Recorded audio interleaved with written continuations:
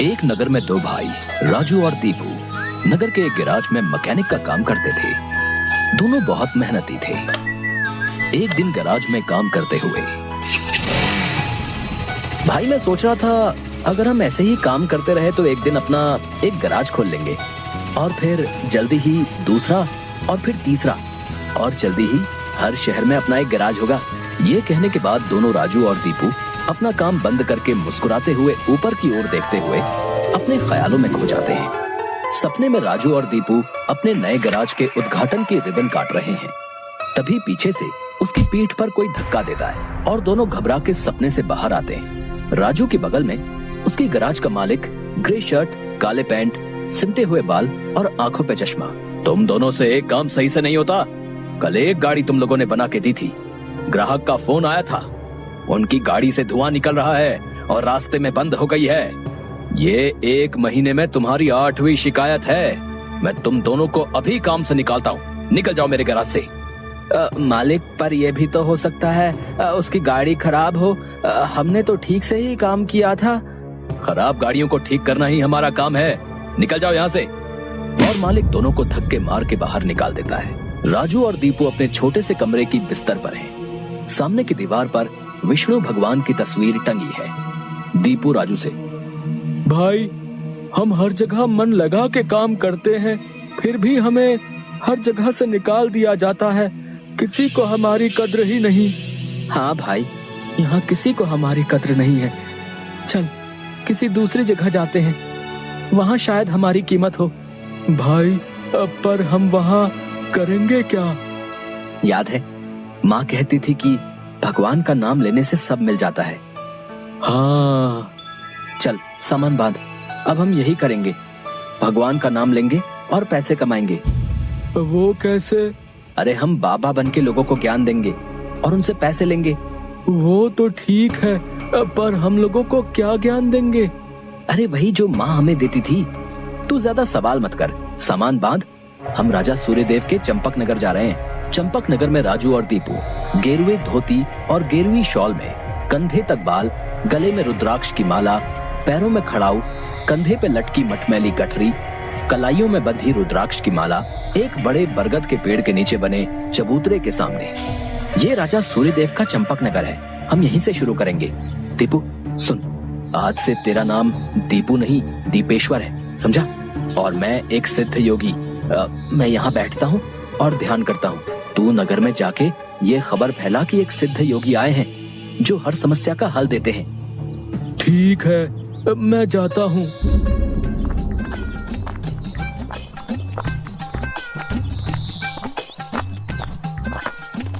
भाई हमारे सिद्ध बाबा जी के लिए कुछ दान दो। ये कौन से बाबा हैं और कहाँ हैं? बड़े सिद्ध बाबा हैं, उनके पास हर समस्या का हल है। नगर के बाहर जो बड़ा बरगद का पेड़ है ना, वहाँ ठहरे हुए हैं। अगर तुम्हें कोई समस्या हो तो उनसे जाके मिल लो, वो तुम्हें हल जरूर बताएंगे। पर हाँ, दान के लिए कुछ लेकर जरूर आना। हाँ, मैं जरूर आऊंगा। औरों को भी बता दो, पूरे नगर का भला हो जाएगा। जरूर बाबा जी, जरूर। राजू पेड़ के नीचे ध्यान में बैठा हुआ है और दीपू थैले में सामान लेके उसके पास जाता है। मैंने नगर में खबर फैला दी है, जल्दी ही लोग यहाँ आते होंगे। तुम तैयार रहो। मैं तो कब से तैयार हूँ, देखते हैं क्या होता है। राजू फिर से ध्यान में बैठ जाता है। तभी नगर के लोग वहाँ आने लगते हैं और हाथ जोड़ के नीचे बैठे हैं। बाबा, हमारा काम नहीं चल रहा, कृपा करें। आप जो भी दान के लिए लाए हैं बाबा के चरणों में रखें और बाबा से गुरु मंत्र लें। दुकानदार राजू के पास पैसे रखता है और हाथ जोड़कर खड़ा हो जाता है। राजू इशारे से दुकानदार को अपने पास बुलाता है और उसके कान में कहता है, श्री राम। हर बिक्री के समय मन में ये नाम का जाप करो, बिक्री बढ़ जाएगी। याद रहे, अपना ये मंत्र किसी को नहीं बताना, अपनी पत्नी को भी नहीं। जैसी आपकी आज्ञा बाबा जी। महाराज, आप राजकुमारी के लिए एक योग्य वर तलाश रहे थे। हमारे गांव में एक सिद्ध योगी आए हैं जो तेजवान हैं और राजकुमारी के लिए एकदम श्रेष्ठ हैं। गुरुदेव, मुझे आपके चयन पर पूरा विश्वास है।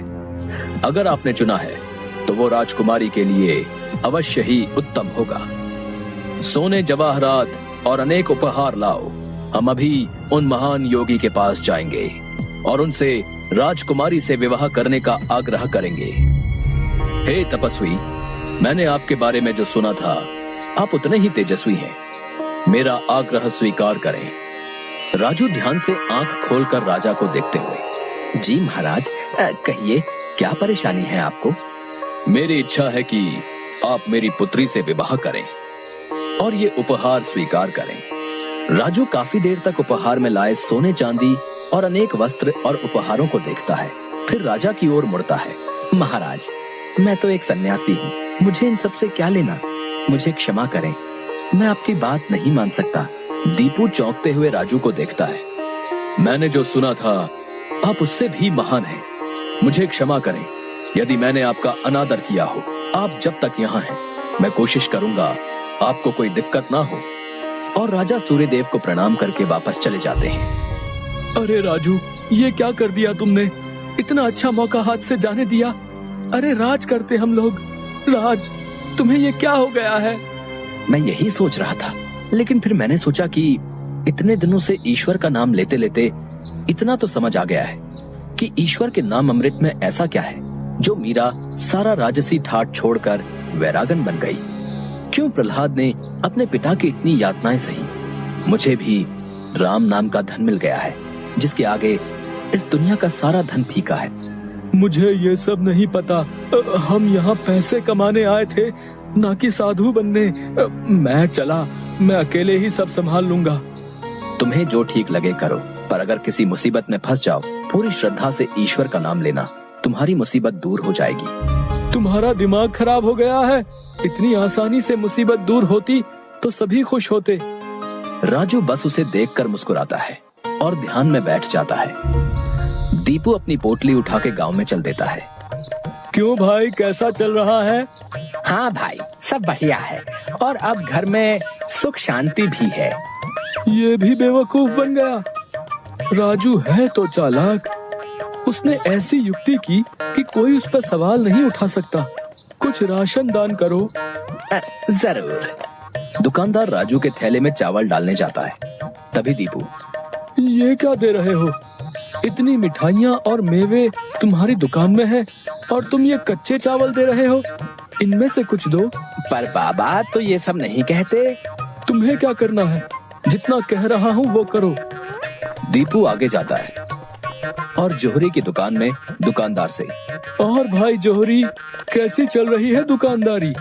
बाबा की कृपा से सब बढ़िया चल रहा है। कहिए क्या सेवा करूं? बाबा के लिए कुछ दान दो। इससे पहले कि इन्हें मेरी असलियत पता चले, इनसे तगड़ा दान लेके गांव से गायब हो जाऊंगा। फिर ये लोग राजू के पीछे पड़ेंगे तो उसे समझ आएगा। बाबा के लिए कुछ दान दो। जौहरी पैसे निकाल कर देने लगता है। अरे ये क्या भीख दे रहे हो? बाबा की कृपा से तुम्हारी दुकान चल रही है। इतने सारे जवाहरात हैं, इनमें से दो, कुछ कीमती सा। जितना दोगे उससे ज्यादा मिलेगा। ये बाबा को क्या हो गया है? कोई नहीं, बाबा को देने से मेरा क्या घटेगा। जौहरी एक सोने की हार दीपू को दे देता है। ये लीजिए बाबा।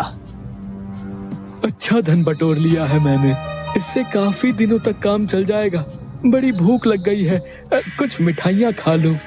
दीपू एक पेड़ के नीचे बैठ के मिठाइयाँ खाने लगता है। तभी वहाँ 4 डाकू, चेहरे पे नकाब, काले कपड़े और हाथ में छुरी लेकर आ जाते हैं। जो कुछ भी है वो हमें दे दो, नहीं तो हम तुम्हें मार डालेंगे। दीपू डर से अपनी पोटली उन्हें दे देता है। तभी डाकुओं के सरदार का नकाब खुल जाता है। दीपू उसे देख लेता है। अब तुझे मरना होगा, क्योंकि तूने मेरा चेहरा देख लिया है। हे भगवान, ये क्या हो रहा है? कैसे बचूं इनसे? भागने की कोशिश की तो ये लोग पकड़ लेंगे। क्या करूं? तभी उसे राजू की बात याद आती है। अगर किसी मुसीबत में फंस जाओ, पूरी श्रद्धा से ईश्वर का नाम लेना, तुम्हारी मुसीबत दूर हो जाएगी। दीपू आंखें बंद कर घुटने पर बैठकर, हे नारायण मेरी रक्षा करो, हे नारायण मेरी रक्षा करो। डाकू का सरदार दीपू को उठाकर, सुन, राजा के सिपाही हमारी ओर आ रहे हैं, इसलिए तुझे छोड़ रहे हैं। अगर तूने किसी को हमारे बारे में बताने की कोशिश की तो तुझे जिंदा नहीं छोड़ेंगे। ये ले अपनी पोटली। डाकू भाग जाते हैं। दीपू सामने से सिपाहियों को आते देख मन में, हे नारायण, मुझसे भूल हुई जो मैं राजू की बात को समझ नहीं पाया। मैं राजू के पास वापस जा रहा हूँ और उसके साथ रहकर आपके ध्यान में अपना जीवन बिताऊंगा। मुझे माफ कर दो राजू, मैं ईश्वर के नाम की महिमा को नहीं समझ पाया, पर अब मैं समझ गया हूँ और तुम्हारे साथ ईश्वर के नाम का धन कमाना चाहता हूँ। राजू दीपू को गले से लगाता है